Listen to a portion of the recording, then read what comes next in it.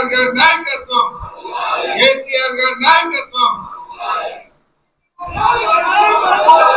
సభాధ్యక్షత వహిస్తున్న యువ శాసనసభ్యులు మా హ్యాట్రిక్ ఎమ్మెల్యే తమ్ముడు వివేక్ గౌడ్ గారికి, గౌరవ ప్రతిపక్ష నాయకులు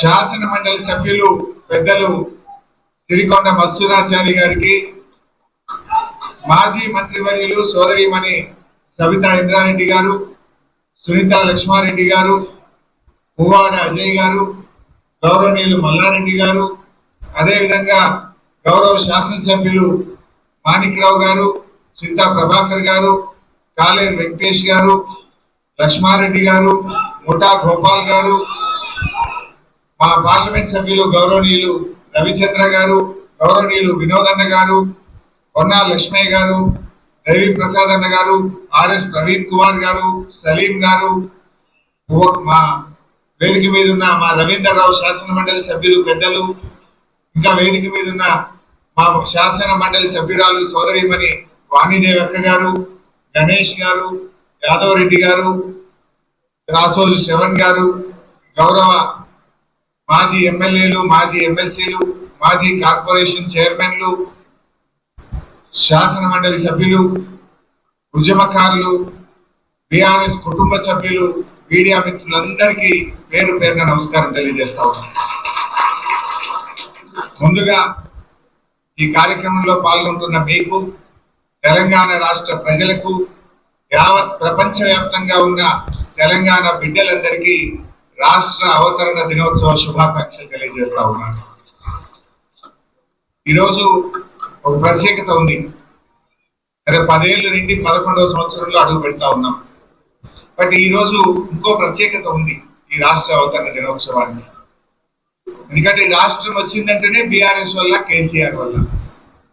బీఆర్ఎస్ పార్టీ పెట్టి 25 ఏళ్లు పూర్తయి రజతోత్సవం జరుపుకుంటున్న శుభ సందర్భంలో ఈ వార్షికోత్సవం జరుపుకోవడం నిజంగా నాకు చాలా సంతోషంగా ఉంది.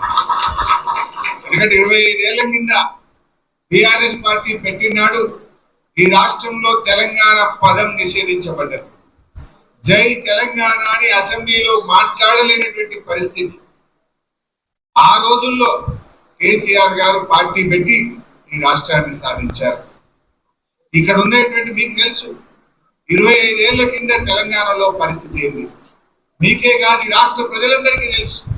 25 ఏళ్ల కింద తెలంగాణ పరిస్థితి ఏంటంటే బొంబాయి, బొగ్గుబాయి, దుబాయి, వలసలు, ఆత్మహత్యలు, ఆకలి చావులు.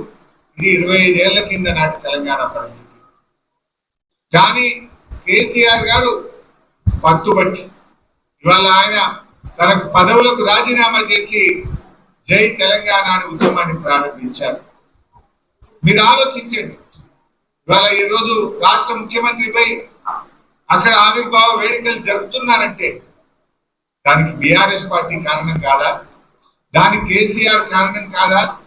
నిజంగా కేసీఆరే లేకపోతే, బీఆర్ఎస్ పార్టీయే పుట్టకపోతే ఈ రోజు రాష్ట్ర ఆవిర్భావ వేడుకలు మనం జరుపుకునే వాళ్ళమా? ఒక్కసారి గుండె మీద చేసి ఆలోచించండి అని నేను అడుగుతా ఉన్నాను. ఎందుకంటే ఊసీల లెక్క గతంలో కూడా చాలా మంది ఊసీలు పుట్టినట్టు తెలంగాణ పార్టీలు పుట్టినాయి. ఊసీలు అంతరించిపోయినట్టు ఆ పార్టీలు అంతరించిపోయిన పరిస్థితి మనం చూసాం. కేసీఆర్ ఏమి ధనవంతుడు కాదు, కేసీఆర్ ఏమి బలవంతుడు కాదు, ఆయనకేమి అంగబలం లేదు, అర్థబలం లేదు. కానీ కేసీఆర్ ఉన్నది గుండె బలం. ఆ గుండె బలంతో, ఆత్మబలంతో ఆయన పట్టుబట్టి రాజీ లేని పోరాటం చేసి తెలంగాణ సాధించిండు కేసీఆర్ గారు. ఇలా అనేక ఉదంతాలు ఉన్నాయి, చెప్పుకోవాలంటే చాలా ఉన్నాయి. ఆనాడు తెలంగాణ ప్రజా సమితి గౌరవనీయులు డాక్టర్ చెన్నారెడ్డి గారి ఆధ్వర్యంలో కూడా ఉద్యమం జరిగింది, తొలి దశ తెలంగాణ ఉద్యమం.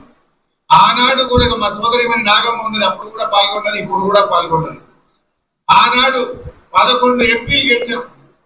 11 ఎంపీలు గెలిస్తే ఆనాడు ప్రధానమంత్రిగా ఉన్న ఇందిరాగాంధీ, నాటి కాంగ్రెస్ ప్రభుత్వం తెలంగాణ ఇవ్వకుండా ఉద్యమాన్ని కాలరాసింది ఆనాటి కాంగ్రెస్ ప్రభుత్వం.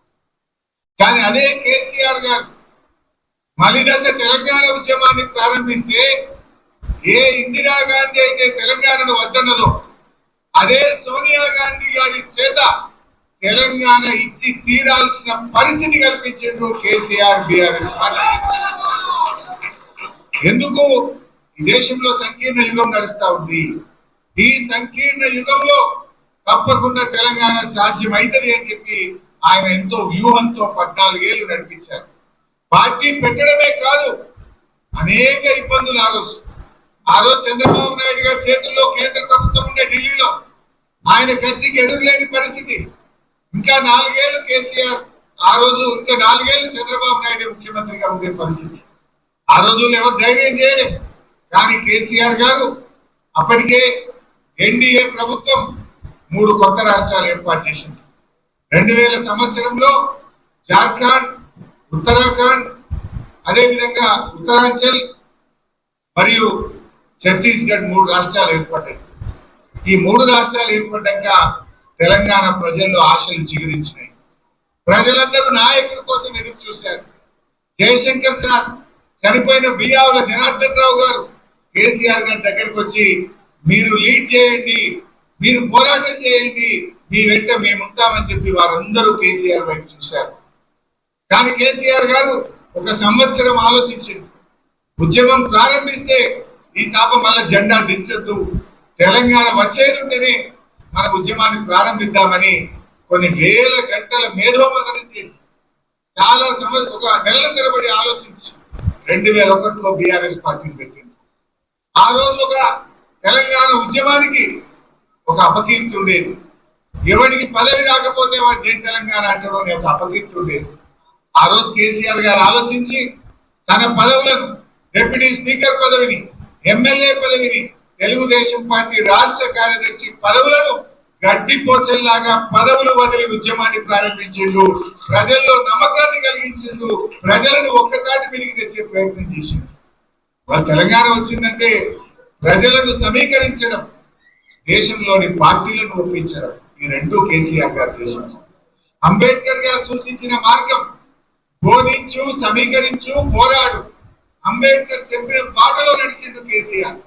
గాంధీజీ గారు చూపిన అహింసాయుత మార్గంలో ఉద్యమాన్ని నడిపిండు కేసీఆర్. తెలంగాణ రాష్ట్రాన్ని సాధించిండు కేసీఆర్. ఎందుకంటే చాలా జాగ్రత్తగా నడిపారు, అహింసాయుత పద్ధతుల్లో నడిపారు. ప్రజలను సమీకరించడంలో జన పోరాటం కావచ్చు, 610 జీవో మీద పోరాటం కావచ్చు, తెలంగాణకు జరుగుతున్న అన్యాయాల మీద గలమెత్తిండు, ప్రజలను సమీకరించారు. ఆ ప్రయత్నంలో కేసీఆర్ గారు ఆర్ఎస్ఎస్ ఆఫీస్ నుంచి ఆర్ఎస్యు దాకా కలిసి పనిచేశారు. అవి భిన్న ధృవాలు. ఢిల్లీలో ఆర్ఎస్ఎస్ ఆఫీస్ పోయి వాళ్ళను కలిసి తెలంగాణ ఎందుకు కావాలో వివరించి నేల మీద కూర్చొని అన్నం తిని తన ఇస్తరాకును తనే తీసుకుపోయి అందులో వేసి వచ్చి, అంటే ఎందుకు చెప్తున్నా అంటే ఆర్ఎస్ఎస్ నుంచి ఆర్ఎస్యు దాకా ఆయన చేసిన ప్రయత్నం. వినోదన్న గారు ఆ రోజు ఎంపీగా కేసీఆర్ గారితో పాటు ఉండేవాళ్ళు. దేశంలో 33 రాజకీయ పార్టీలను ఒప్పించి లేఖలు తెచ్చి ఆనాటి యూపీఏ ప్రభుత్వం ముందు పెట్టి తెలంగాణ ఇస్తరా ఇవ్వరా అని ఒత్తిడి పెంచిన నాయకుడు కేసీఆర్. ఇవాళ చాలా మంది మాట్లాడుతున్నారు, అసలు త్యాగాలకు మారు పేరు కేసీఆర్. 3 సార్లు ఎంపీగా రాజీనామా చేసినాడు, ఒకసారి ఎమ్మెల్యేగా రాజీనామా చేసినాడు, కేంద్ర మంత్రిగా రాజీనామా చేసినాడు, ఎమ్మెల్యేగా రాజీనామా చేసినాడు. బహుశా ఈ దేశంలో త్యాగాలకు మారు పేరు రాజకీయ నాయకుడు అంటే ఒక కేసీఆర్ మాత్రమే. త్యాగం చేసింది, రాజీనామా చేసింది తన కోసం చేయలేదు, తెలంగాణ 4 కోట్ల ప్రజల కోసం చేసింది. ఆ త్యాగాల పునాదుల మీద తెలంగాణ సాధించిండు కేసీఆర్. ఇవాళ ఎవరెవరో మాట్లాడుతున్నారు కేసీఆర్ మీద. ఇవాళ మాట్లాడుతున్న రేవంత్ రెడ్డి ఆ రోజు మలిదశ ఉద్యమంలో డిసెంబర్ 9, 2009 తెలంగాణ వచ్చింది. ఆంధ్ర ఎమ్మెల్యేలు, ఎమ్మెల్సీలు రాజీనామా పెట్టి మళ్ళీ ఇచ్చిన తెలంగాణ 27 తారీఖు వాపసు తీసుకున్నారు. ఆ రోజు జేఏసీ ఏర్పాటు చేసి తెలంగాణలో అందరూ రాజీనామా చేయాలంటే ఇదే రేవంత్ రెడ్డి ఆ రోజు తెలుగుదేశం పార్టీలో ఉండి జిరాక్స్ కాగితం ఇచ్చింది తప్ప స్పీకర్ కు ఒరిజినల్ కాగితం ఇవ్వలేదు. రాజీనామా చేయమంటే ధైర్యం లేదు, రాజీనామా చేయకుండా వెన్ను చూపి పారిపోయిన నాయకుడు. ఒక్కనాడు జై తెలంగాణ అనే వ్యక్తి అమరులకు ఒక్కనాడు శ్రద్ధాంజలి ఘటించని వ్యక్తి ఇంకా ఆయన ఉద్యమకారుల మీద తుపాకీ పట్టుకొని బయలుదేరిన రైఫిల్ రెడ్డి రేవంత్ రెడ్డి. ఇంకొక నాయకుడు ఈ రాష్ట్ర బీజేపీ అధ్యక్షుడు. ఆనాడు బీజేపీకి ఇద్దరే ఎమ్మెల్యే, ఎండల లక్ష్మీనారాయణ గారు, కిషన్ రెడ్డి గారు. తెలంగాణ కోసం రాజీనామా చేయాలంటే కేసీఆర్ గారు మేమందరం రాజీనామా చేస్తాం. బీజేపీకి రాజీనామా చేయమంటే పాపం ఎండల లక్ష్మీనారాయణ గారు రాజీనామా చేసిండు. ఇదే కిషన్ రెడ్డి గారు ఆనాడు రాజీనామా చేయకుండా వెన్ను చూపి పారిపోయిన వ్యక్తి. అంటే బీజేపీ అధ్యక్షుడు ఆనాడు తెలంగాణ కోసం త్యాగం చేయలేదు, రాజీనామా చేయలేదు. అదేవిధంగా ఈనాటి ముఖ్యమంత్రి తెలంగాణ కోసం రాజీనామా చేయమంటే చేయకుండా పారిపోయిన వ్యక్తి. ఇవాళ వాళ్ళు కేసీఆర్ విమర్శిస్తున్నారు, ఇవాళ వాళ్ళు బీఆర్ఎస్ పార్టీని విమర్శిస్తా ఉన్నారు. బీఆర్ఎస్ లేకపోతే, కేసీఆర్ లేకపోతే 14 ఏళ్ళు ఈ పోరాటాన్ని కొనసాగించుండకపోతే, ఆమెను నిరాహార దీక్ష పట్టిండకపోతే ఇవాళ తెలంగాణ వచ్చినా ఒక్కసారి గుండె మీద చేసుకొని ఆలోచించాలని కోరుతాను.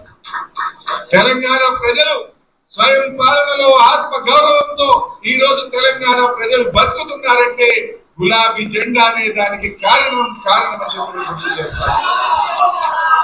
ఈ గులాబీ జెండా పుట్టుండకపోతే ఇవాళ స్వయం పాలనలో ఆత్మ గౌరవంతో తెలంగాణ ప్రజలు బతుకుండే వల్ల ఆ రోజు ఏమన్నారు, తెలంగాణ వచ్చినాక కూడా అవమానపరిచింది. తెలంగాణ వాళ్ళకు పాలన చేతగా, వీళ్ళొస్తే నక్సలైట్ రాజ్యం అయితే, వీళ్ళొస్తే మతకల హారతే, పరిపాలన చేతనైతుందా అని మాట్లాడి ఆ నోళ్ళ చేతనే శబాస్ కేసీఆర్ అని అద్భుతంగా 10 ఏళ్లు పాలించి చూపిండు మన నాయకుడు కేసీఆర్. ఎంత అద్భుతంగా జరిగిందో కూడా మీకు తెలుసు. రాష్ట్రంలో 10 ఏళ్లలో ఏ రంగంలో చూసినా తెలంగాణ దేశానికి మార్గదర్శకంగా నిలిచింది. ఆనాడు కేసీఆర్ అభివృద్ధిలో ఈ రాష్ట్రాన్ని అగ్రగామిగా నిలిపితే, ఈనాడు రేవంత్ రెడ్డి అబద్ధాలలో అగ్రగామిగా ఈ రాష్ట్రాన్ని నిలుపుతా ఉన్నాడు. కేసీఆర్ కు రేవంత్ రెడ్డికి తేడా ఏంటంటే, అభివృద్ధిలో కేసీఆర్ అగ్రగామి, అబద్ధాలు ఆడడంలో రేవంత్ రెడ్డి అగ్రగామిగా నిలిచింది. ఇవాళ ఈ రోజు కూడా రాష్ట్ర అవతరణ వేడుకల్లో కూడా రేవంత్ రెడ్డి ఆయన ఉపన్యాసాల్లో అన్ని అబద్ధాల పరంపర.